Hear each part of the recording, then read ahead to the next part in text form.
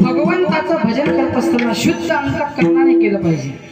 एक असं प्रमाण आहे. आमच्या गुरुदेव बाबांनी सुंदर अशी चाल शिकवली.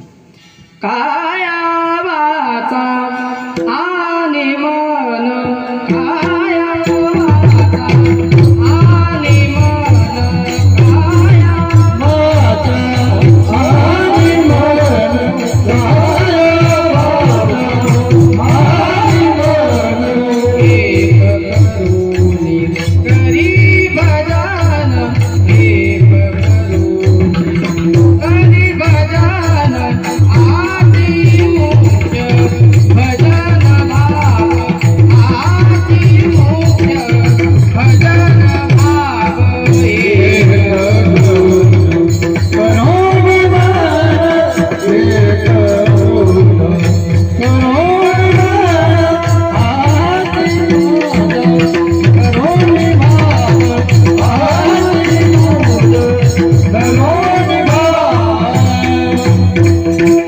एक काया वाचा आणि मन एक करुणी करी भजन, हाची मुख्य भजन भाव, सांडी भेद अभेदाचा ठाव. पण असं कोण म्हणतं? एका जनार्दनी भजन,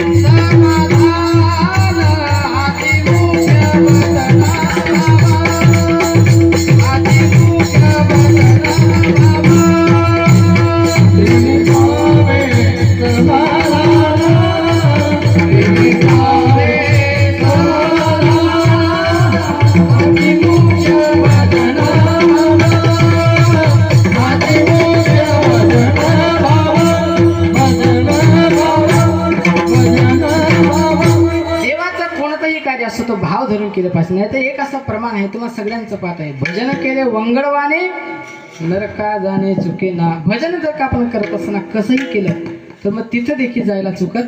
देवाचं भजन करत असताना भाव धरून केलं पाहिजे. त्याचप्रमाणे देवाचं नामस्मरण करत असताना